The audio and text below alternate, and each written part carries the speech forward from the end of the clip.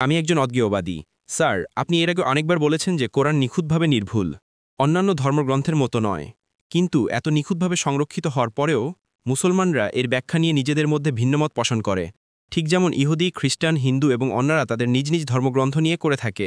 তাহলে শেষ পর্যন্ত কে ঠিক করবে কোন ব্যাখ্যাটি সঠিক? কোরআন হল আল্লাহ সুবহানাহু ওয়া তাআলার বাণী।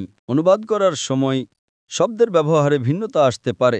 অনুবাদকেরা ভিন্ন ভিন্ন শব্দ ব্যবহার করতে পারেন, কিন্তু মূল আরবি সম্পূর্ণরূপে ঈশ্বরের বাণী। সেখানে কেবল একটি শব্দ, দুটি শব্দ নেই, কিন্তু অনুবাদ ভিন্ন হতে পারে।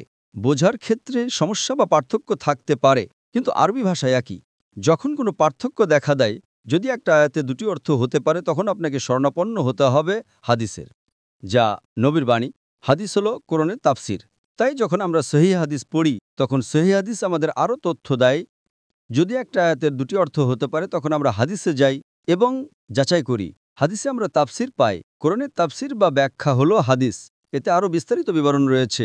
সুতরাং আপনি যদি হাদিস ভালোভাবে জানেন, তাহলে একটি আয়াতের দুটি অর্থ থাকলেও হাদিস আপনাকে বলে দিলে কোন অর্থটা সঠিক।